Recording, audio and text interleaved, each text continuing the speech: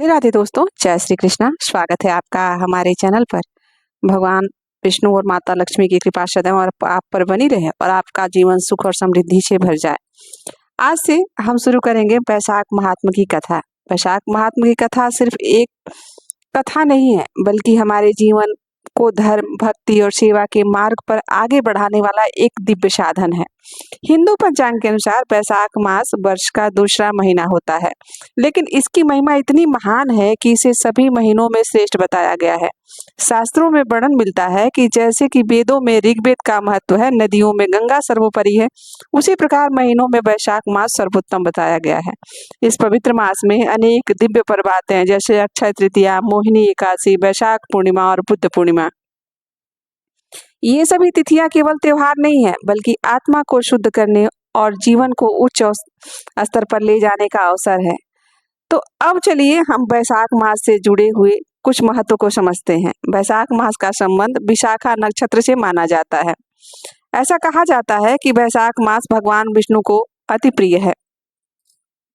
इस नक्षत्र के स्वामी देवगुरु बृहस्पति हैं, जो ज्ञान, धर्म और सदाचार के प्रतीक हैं। इसी कारण इस मास के किए गए पुण्य कर्म विशेष फलदायक होते हैं।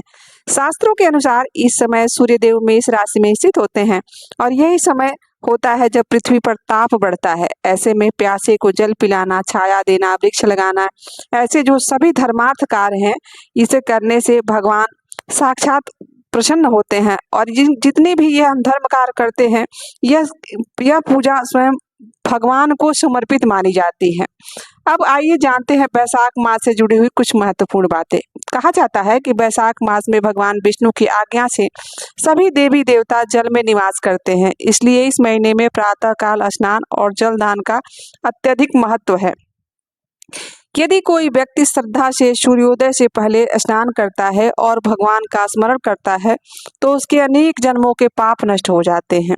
अब चलिए सुन लेते हैं वैशाख मास की कथा और इसकी महिमा को समझते हैं। एक समय की बात है, भगवान भक्त राजा अम्बरीश ने देवर्षि नारद जी से प्रश्न किया कि हे मुनिवर, आपने अनेक महीनों का महत्व बताया है, परंतु कृपया यह बताइए कि वैशाख मास इतना महत्वपूर्ण क्यों है। इस मास में कौन से कार्य करने से भगवान विष्णु प्रसन्न होते हैं। नारद जी मुस्कुराते हुए उत्तर देते हैं, कहते हैं, हे राजन, इस मास में स्वयं भगवान विष्णु को अत्यंत प्रिय यह महीना है, इसलिए इस मास में किया गया छोटा सा पुण्य कार्य भी कई गुना फल देता है। उन्होंने आगे समझाते हुए कहा कि जो मनुष्य वैशाख मास में प्रातः स्नान करता है, वह हजारों यज्ञों के समान पुण्य फल प्राप्त करता है, और जो जलदान करता है वह अपने कुल का उद्धार कर देता है। कहते हैं नारद जी कि जो व्यक्ति वैशाख मास में एक कदम भी स्नान के लिए चलता है, उसे अश्वमेध यज्ञ के समान फल प्राप्त होता है। जो प्याऊ लगाकर प्यासों को जल पिलाता है, वह सीधे विष्णु लोक को प्राप्त होता है। जो छाया करता है या पेड़ लगाता है, जो पंखा या चप्पल दान करता है, उसके जीवन से कष्ट दूर हो जाते हैं। इसलिए इस मास में सेवा, दया और दान विशेष महत्व रखता है। अब आइए जानते हैं इसके पीछे की एक कथा। जो भी व्यक्ति सच्चे भाव से इस कथा को श्रवण करता है, भगवान विष्णु उसके सभी मनोरथ पूर्ण करते हैं। ब्रजभूमि में एक बालक था जिनका नाम था त्रिपुरदास। बचपन से ही उनके हृदय में भगवान विष्णु के प्रति अटूट प्रेम था। एक दिन उन्होंने ठाकुर जी के दर्शन किए और उसी क्षण यह निश्चय कर लिया कि अब उनका जीवन केवल ईश्वर को ही समर्पित होगा। समय बीतता गया और वह बड़े होते गए। उन्हें राजमंत्री का पद प्राप्त हुआ और उन्होंने अपनी सारी संपत्ति भगवान और संतों की सेवा में लगा दी। वह हर वर्ष ठाकुर जी के लिए सुंदर और कीमती वस्त्र बनवाकर भेजते थे। लेकिन भक्तों, कहते हैं ना कि जो भी हम सोचते हैं उसके विपरीत भी कुछ हो जाता है। जीवन हमेशा एक जैसा नहीं रहता है। कुछ लोगों को उनसे इस कार्य को लेकर ईर्ष्या होने लगी। उनका सब कुछ छिन गया, धन, वैभव, सामान सब कुछ समाप्त हो गया। अब उनके पास खाने तक के लाले पड़ गए। उनके खुद के जीवन यापन में उनको कठिनाइयां आने लगी। फिर भी उनकी भक्ति खत्म नहीं हुई और जब सर्दी का समय आया तो उन्हें याद आया कि हर वर्ष वह ठाकुर जी को वस्त्र अर्पित करते हैं, लेकिन इस बार उनके पास कुछ है ही नहीं, तो वह ठाकुर जी को वस्त्र कैसे अर्पित करेंगे। तब उसने एक छोटी सी दावत बेचकर एक साधारण कपड़ा खरीदा और उसे हाथों से रंगा और आंसुओं से भिगो दिया। इतना प्रेम था कि उनकी अश्रुधारा बह चुकी और उनके आंसुओं से वह वस्त्र भीग गए। उनके मन में संकोच था कि हे प्रभु, यह वस्त्र आपके योग्य तो नहीं है, परंतु मैं इसे बड़े श्रद्धा और प्रेम से आपको समर्पित करता हूँ।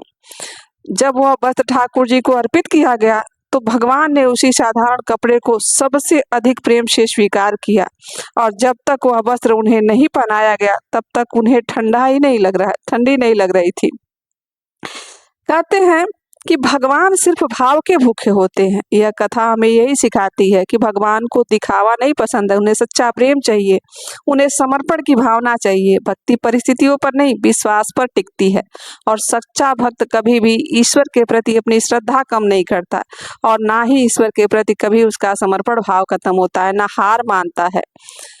तो और वैशाख मास में कुछ छोटे छोटे कार्य हैं जिन्हें जरूर करना चाहिए, जैसे कि रोज सुबह जल्दी उठें, स्नान करके भगवान का स्मरण करें, यथाशक्ति जथा हो सके आप दान करिए, किसी प्यासे को अवश्य जल पिलाइए रोज और प्याऊ लगवा सकते हैं अगर आपके पास अधिक समर्थ है तो। यह एक सच्ची भक्ति और सच्ची श्रद्धा की कथा थी। तो दोस्तों, यह थी वैशाख मास से जुड़ी हुई कुछ जानकारी और वैशाख मास का महत्व। आशा करते हैं कि आपको यह जानकारी और वीडियो अच्छी लगी होगी।